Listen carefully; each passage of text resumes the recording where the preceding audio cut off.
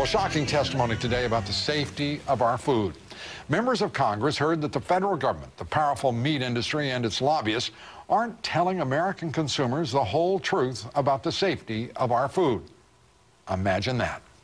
We first reported here 4 months ago on a common industry practice that makes meat and seafood look fresher than it actually is.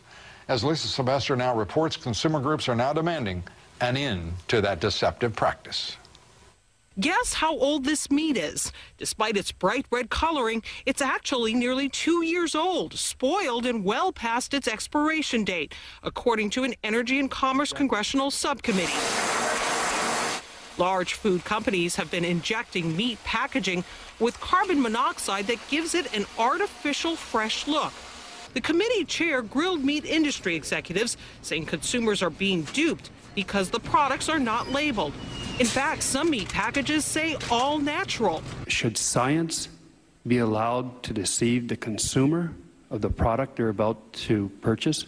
The companies argue shoppers should go by the sell-by date, not by the look of the packaging. But consumer groups say that's not enough.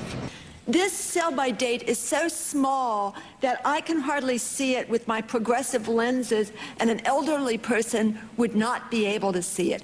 This is deceptive packaging. The U.S. Department of Agriculture approved carbon monoxide packaging based on data provided by the industry. But Representative Bart Stupak produced an internal email from the company Hormel that called into question the validity of the data.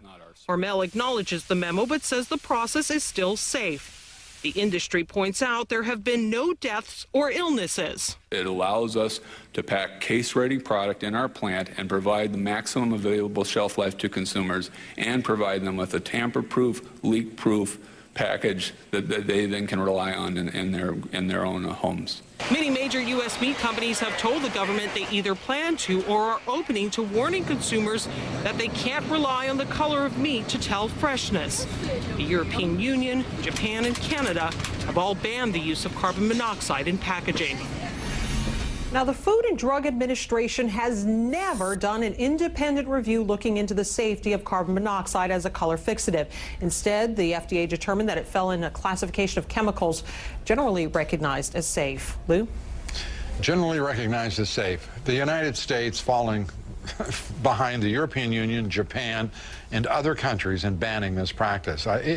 It's so difficult, I'm sure, for many Americans to remember when this nation set the standard for consumer safety and for concern for health of the public.